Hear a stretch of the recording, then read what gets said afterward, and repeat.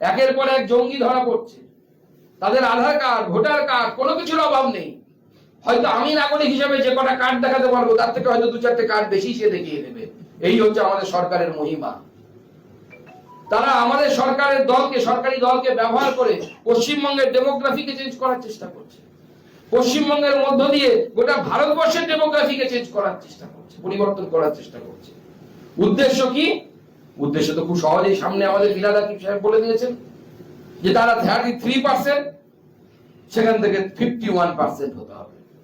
বাঙালি তবুও ঘুমোচ্ছে অনেক জায়গায়, বিশেষ করে কলকাতায় ঘুমোচ্ছে। তারা ভাবছে